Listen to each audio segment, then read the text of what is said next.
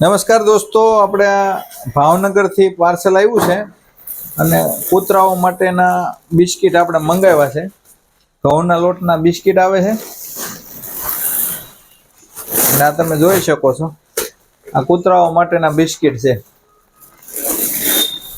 અમને કોઈ લોકો પૂછે ને તો અત્યારે આપણે મકર સંક્રાંતિ આવી રહી છે, તો અમારો હેતુ ધ્યેય એ છે કે ભાઈ મૂંગા પશુ હોય, પક્ષીઓ હોય કે કોઈ પણ અબોલ જીવ હોય એના માટે આ બિસ્કિટ આપણે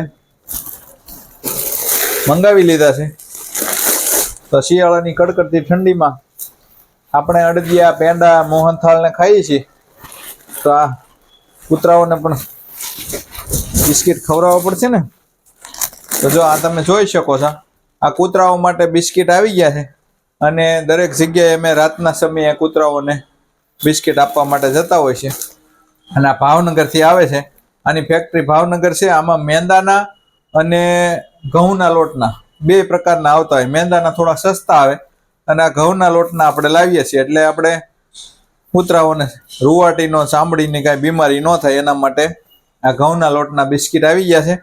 એટલે તમે જોઈ શકો છો કે આ કૂતરાઓ માટે બિસ્કિટ રાતના સમયે આપણે વેચવા જઈએ છીએ, કારણ કે ઠંડીમાં બિચારા કૂતરાઓ અત્યારે છે ને, તમે જોઈ શકો છો કે કડકડતી ઠંડીમાં કૂતરાઓને અત્યારે ભૂખ્યા થાય રાત્રિના સમયે, તો એને કાંઈનું કાંઈ મળી જાય, અથવા તો ક્યાંય ગોતતા હોય. આ મહાનગર જેવા શહેરની અંદર કૂતરાઓને બિચારાઓને ભોજન ન મળતું હોય, તો એના માટે આપણે આ બિસ્કિટની વ્યવસ્થા કરી છે.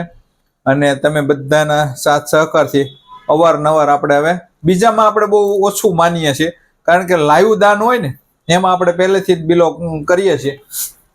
એટલે અન્ય જગ્યાએ ક્યાંય કાંઈક દાન ધર્માદા કરીને પછી મોક્ષ મેળવી લેવો ને આ તેની બધું કોણીએ ચોટાડવા જેવું છે ગોળ, એટલે એ પછી ત્યાં આપણી જીભ આંબે નહીં અને એ ગોળ કાંઈ ગળ્યો લાગે નહીં. એના કરતાં લાઈવ આપણી પાસે થોડું હોય તો થોડું પણ આવી રીતે ગાયો માટે, કૂતરાઓ માટે. અને ખાસ હું તમને જણાવી દઉં કે વ્યસન મુક્તિની જોડી આપણે મકર સંક્રાંતિએ નીકળવાની છે. દરેકના ઘર સુધી અમારી ટીમના માણસો આવશે. તમે સૂતા હશો ને એટલે બૂમો પાડશે, એટલે તમારે અને તમારા વ્યસન હોય જોડીમાં નાખવાના.